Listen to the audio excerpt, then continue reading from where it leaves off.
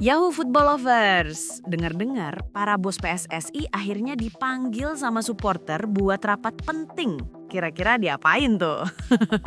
Hari ini kita bakal kupas tuntas pertemuan krusial antara Ketua Umum PSSI yang juga Menpora kita, Erick Thohir, sama supporter garis keras Ultras Garuda Indonesia. Jadi gini guys, pertemuan ini bukan sekedar ngopi-ngopi sore biasa. Ini adalah puncak dari tekanan yang udah numpuk.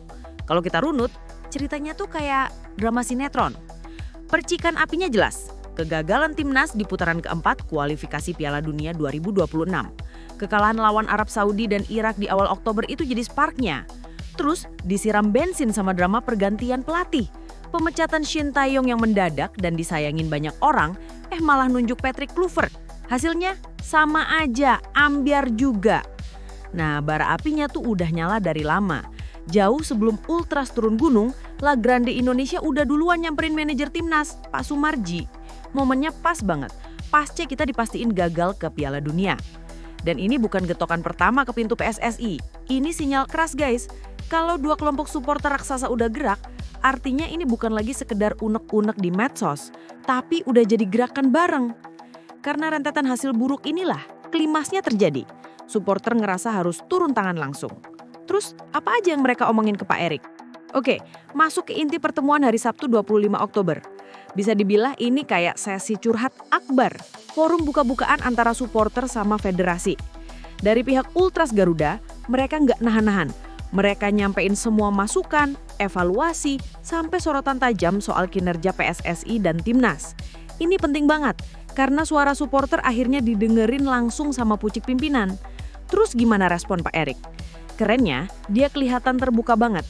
Dia bilang, dan ini gue kutip ya, saya menerima masukan ini sebagai bentuk keterbukaan PSSI untuk kita bersama-sama membangun sepak bola Indonesia. Dia juga negasin, PSSI butuh kerjasama dari semua pihak, terutama supporter. Nah yang menarik, sehari sebelum ketemu Ultras, hari Jumatnya, Pak Erick Thohir udah ngadain konferensi pers. Di situ dia udah ngebahas soal pelatih baru pengganti Patrick Kluivert. Jadi pas ketemu supporter, PSSI udah punya jawaban siap saji. Ini strategi atau kebetulan? Katanya PSSI nggak bakal tergesa-gesa. Klasik lah ya, jawaban aman.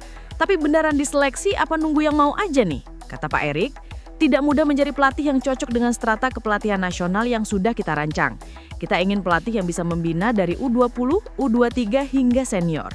Dan soal kegagalan ini, Pak Erick sebenarnya udah pasang badan juga. Dia secara terbuka minta maaf ke Presiden Prabowo dan kita semua. Ya minimal ngaku salah lah, kita hargain itu. Keren sih PSSI mau dengerin, tapi pertanyaannya abis ini gimana?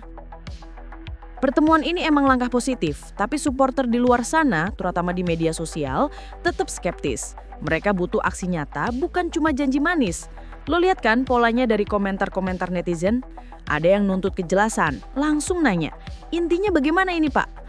Ada yang ngingetin PSSI soal ego, ngasih kritik pedas.